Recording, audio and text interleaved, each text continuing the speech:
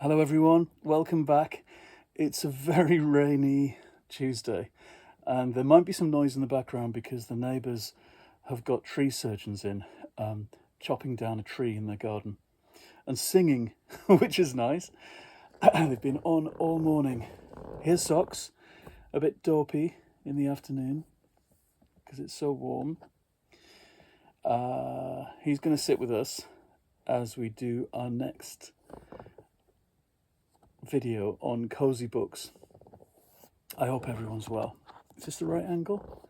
You can't quite see Socks. Why don't we move it down a bit and then we can... There he is. There. Look at this. Expert camera work. This is what people come for, isn't it? There. Oh, Socky, look. Anyway, I hope everyone's well. You can't see me. I've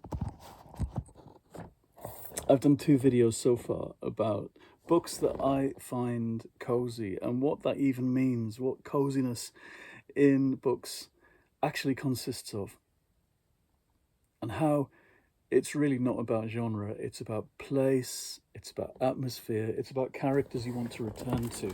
It's about books that are both series but sometimes standalones, books that you want to revisit, and books that will last you all your life. That's what I've found.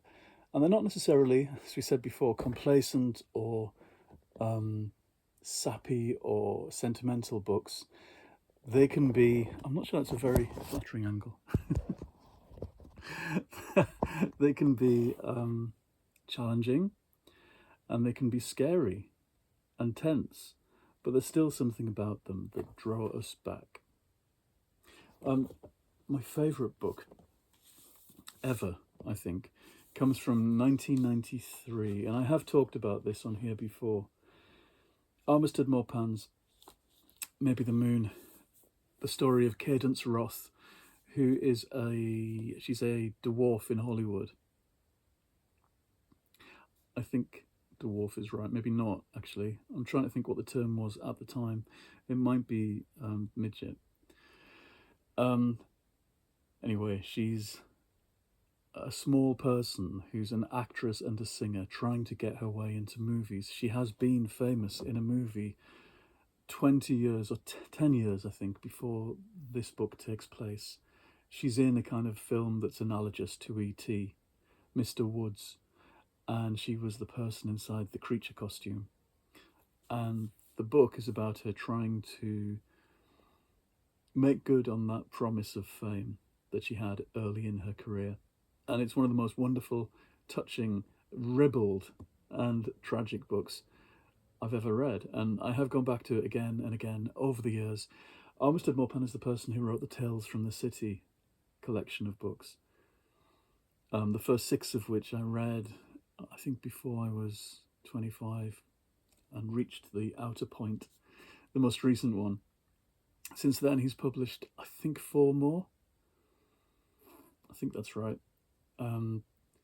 Which for me haven't lived up to things, unfortunately. There's good bits in them, but the original books are the great ones, and very cozy in their own right. In fact, in some ways, they're the definitive cozy book, in that they have this wonderful cast of characters that we like, and a place that we know, and a place that we would like to live in. In some ways, that's the paradigmatic cozy book. But my choice of his is always Maybe the Moon, because I think it's special. Yeah, I just do. I could go on about it all day. Now, what else? A lot of these books have long titles.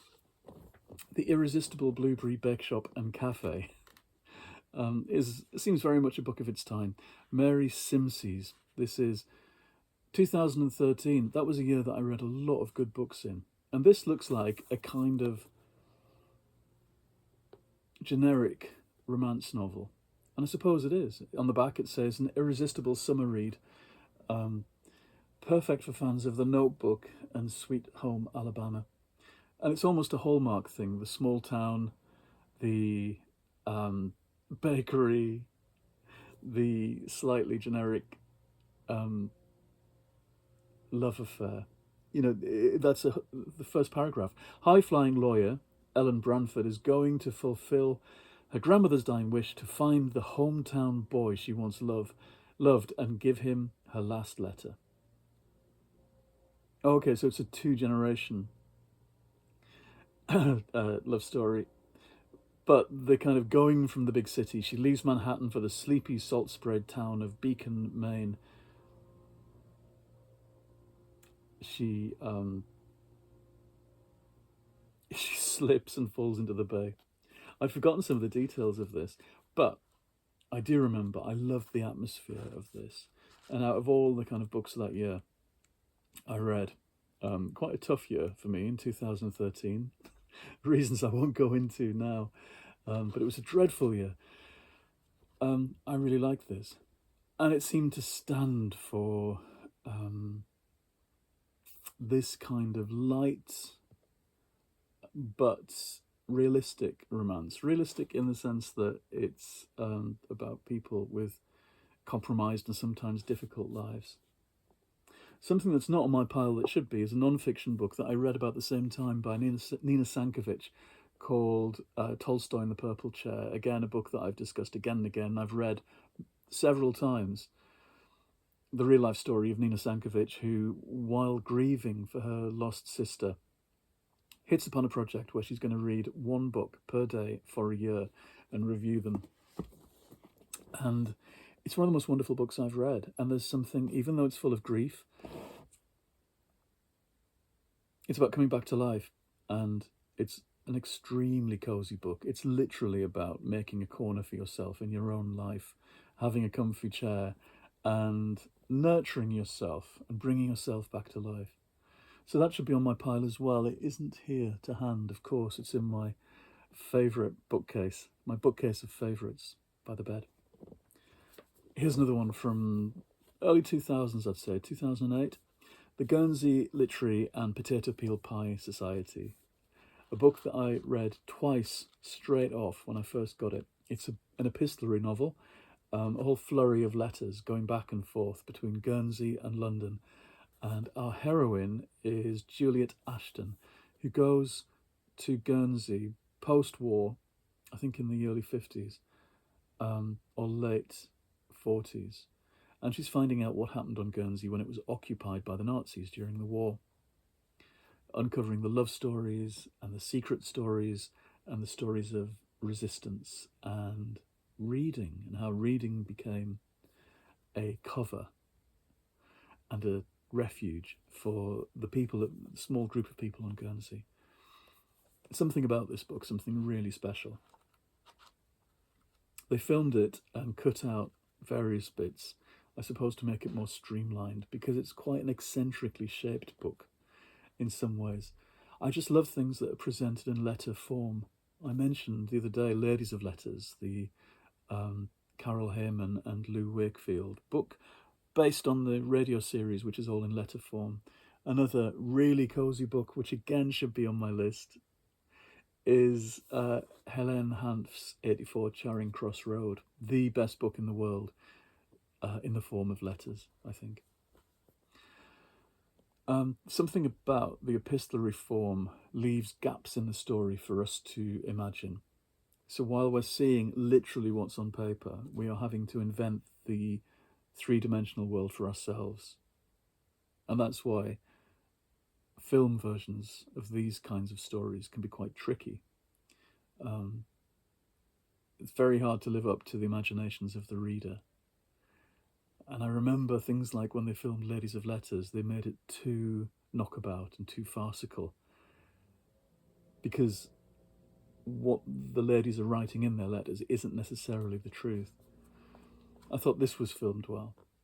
But that investment that we have by filling the gaps in the book with our imagination gives us a greater investment of imaginative energy, and that means that we feel at home inside the book if it's worked for us.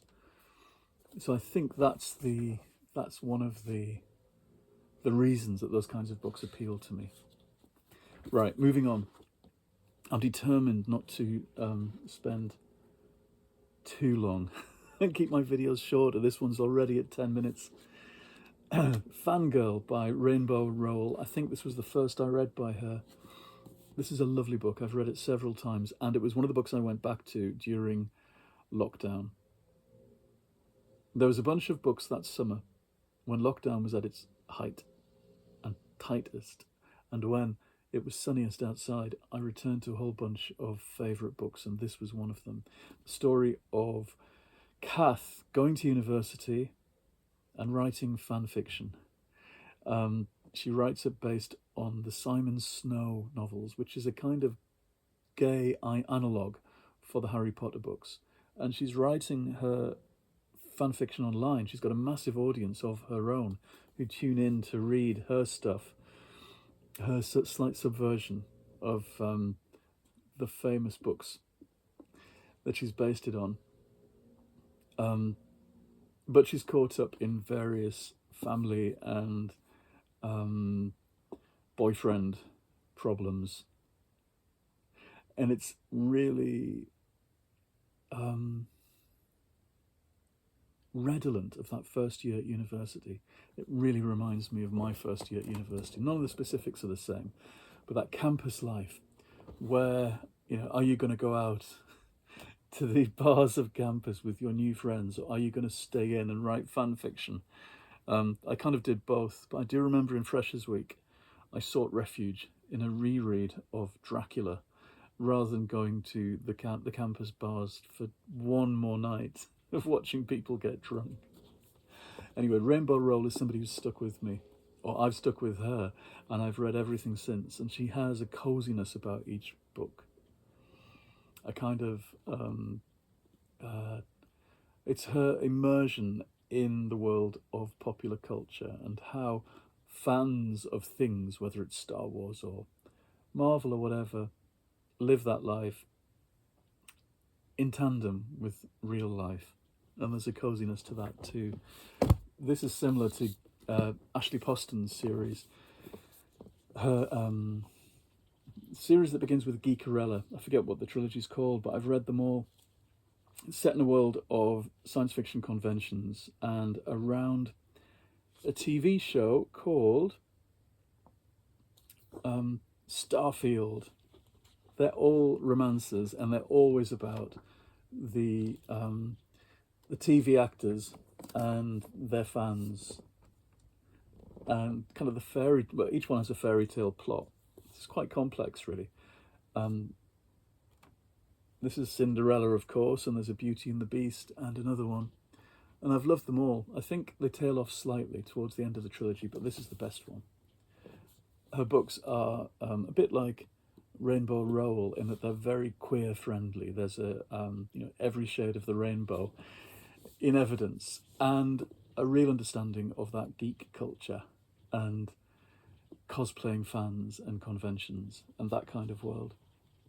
And also she invents this wonderful imaginary TV show that we long to watch by the end of it. It's a bit like Galaxy Quest, I guess, in that. But it has its own flavour, and I think she's very clever for doing that. A bit like the Simon Snow stuff in Fangirl. Rainbow Rowell ended up writing novels based in that universe. She hypostasized herself a saga from Fangirl, and I wonder if someday Ashley Poston will do the same. Perhaps not. It'd be good if she did with Starfield. She's gone much more mainstream than this. I read one of her romance novels earlier this year. What was it? Oh, The Dead Romantics from a couple of years ago, which I really liked, but it felt much more, even though it wasn't conventional by any means at all, with its ghosts and telepathy and God knows what else, and undertakers. But it did feel a whole lot more mainstream than these somehow do. These are still rooted in the world of fandom and geekery, and that to me makes them cozy. Now I have to have a cat book on the list. This is The Ghost Cat by Alex Howard, which came out last year. I also read his Library Cat, which is up there somewhere. Both are set in Edinburgh in the old, beautiful old houses of Edinburgh. And this is going back through the history of a house and the cats who've occupied it through the years. It's a proper time-travelling, ghosty, catty book. What could be better than that? Again, it's something that just wraps you up in its world. Another important feature of this genre, I think, the feeling of being hugged by a book. Which sounds so soppy, but I know what I mean. Edward Kelsey Moore. This is a duology. The Supremes at Earl's All You Can Eat. It's a novel set around a diner. And when are we? We're in the 1960s. And it's a large ensemble cast of black characters in Indiana. And this female friendship at the heart of it. It felt very much like Fried Green Tomatoes by Fanny Flagg, one of my favourite books, one of my favourite films. The similar kind of feeling, similar period setting, and a story where all the characters know the legends about each other. I must return to this and reread the sequel as well. There's been a movie in the last couple of years, I think. He's done really well. He's somebody that I know on Facebook, and I think we were friends before this even came out. I'm not even sure. This is 2013 as well. It was a propitious year for reading, if not in my life. Finally, before I stop, Eva Ibbotson, Mandensky Square. The late and great Eva Ibbotson. I read this in 2001. She was already a kind of well-known novelist and writer for kids. Later, and I think after her death, she became very well known for her kids' books. Her adult books are, I guess, in that genre of light romance, but they're with a historical bent, and they're often set between the First and Second World Wars in Austria and Vienna. And I think that's mostly where she has them. They're in Vienna. And this is the story of a she's a seamstress, or she produces couture in Vienna, it tells us on the back. There's a couple around this kind of world, and I think, I can't remember exactly, but I think they interrelate. And this, of course, is a love story that reaches into the past. I don't remember much more about it. It's 24 years since I read it, bizarrely. I must return to her, and I wonder what else. Song of Summer, I remember. Or The Summer of Swans? A Song for Summer, and A Company of Swans. I read both of those. She often has things about dancers or seamstresses. And they're so delicately done, but they have such an atmosphere. It feels like travelling back in time. Again, something I find quite cozy. The idea that somebody can carry you back into a different era. There must be some deeply psychological reason for that. I'm very grateful to novelists who can transport me in time. That's what I've realised. Okay, what I'd like to talk about in terms of cozy stuff, and maybe I'll get a chance to later in a different video, is the fact that some things shouldn't be cozy but are. And I guess I'm talking about things like horror novels and thrillers, those particular weird cases where terrible things are happening, but the book is still somehow cozy. Right, I'm going to go. Socks is fast asleep and he's very warm on my legs. I'm going to have to move. Okay, goodbye everyone. I'll see you again quite soon.